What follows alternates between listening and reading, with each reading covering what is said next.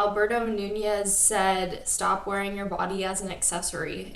It really resonated with me because it brought me back to thinking why I do what I do. It's really ironic because in competitive bodybuilding, it's not like we go to the gym every day and we look in the mirror and we curl. And it's funny because you would think that a physique athlete would just be caring about what they look like 24/7. And I think the trick to not getting in a place of I'm going to the gym to look good is that you really have to focus on your performance. And if you're not into your performance and you're not tracking it and aware of the progress you're making, it's almost like, so why are we doing this? I feel like a lot of people go to the gym for looking good, and while nothing's wrong with that, and obviously we all want to like feel our best and look our best, I think that if we use that as a motivation to get our asses to the gym, it just really fades. I think that if you really are in the sport, you are focusing on performance until you're in prep. And then, of course, after your show, you have to look at yourself and be like, okay, what was my weakness? What do I need to work on? Etc. So as you get more advanced in the sport too, your physique doesn't change on a daily or weekly basis. It really does slow down. I think the people who have the most struggles sometimes are actually the intermediates and more seasoned athletes. You're not seeing changes every day, every week like the beginner is. And so sometimes we hit those plateaus and those walls because we've been doing the damn thing. We know switching it up isn't exactly ideal. So why go? A lot of people have struggles with that. And I can't say I've been there really. I think what keeps long-term athletes in the game is, honestly, when it comes down to it, it's just the highlight of your day.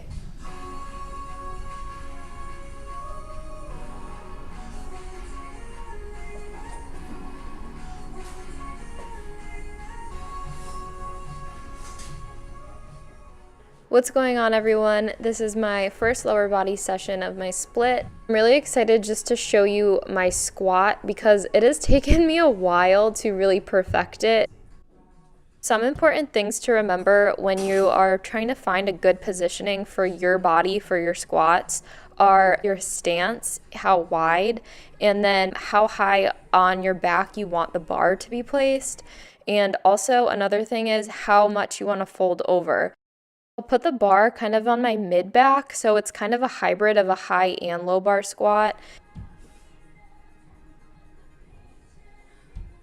Because the bar isn't a high bar squat, I need to fold over to some extent to get my torso aligned so that my bar path is consistent. Speak with your healthcare professional beforehand. For more nutrition information, visit generationactive.com.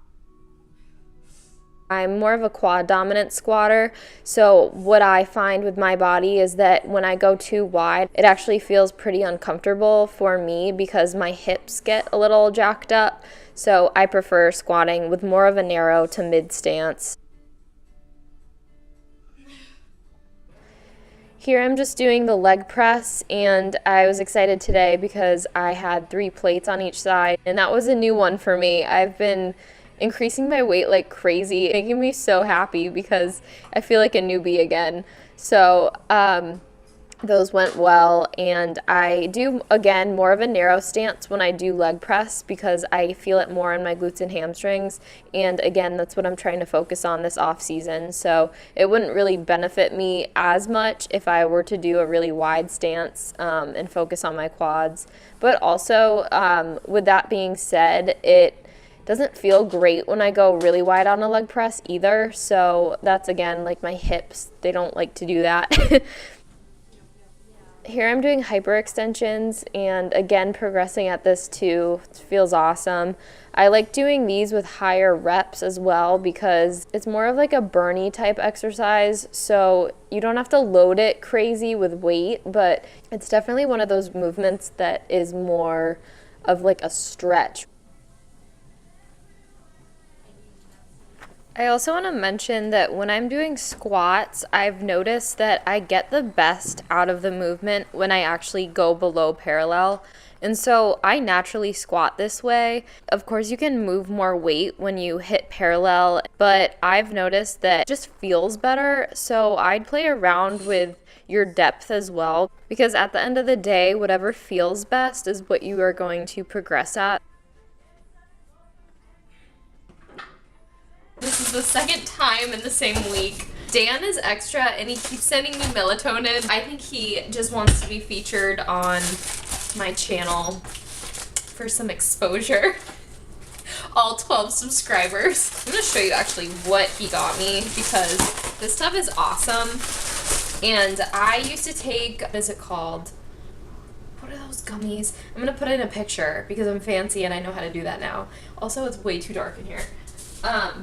But so I used to take these vitamins and they would help me sleep, but I stopped taking them. I noticed that the next day I'd feel a little bit off and just like kind of tired still and run down. So Dan introduced me to these. They're from 7-Eleven actually, but you can order them off Amazon. Basically a melatonin supplement that has GABA in it, and then L-theanine, valerian extract, passion flower extract, lemon balm, then 5-HTP, and then melatonin. And so it's basically, it's lavender spearmint flavored, and so it's just like a little drink, kind of like a 5-hour energy. And I'll show you what they look like. And so you just drink it before, oh my god, the lighting. Oh god. Whatever. So yeah, it literally knocks you out before bed.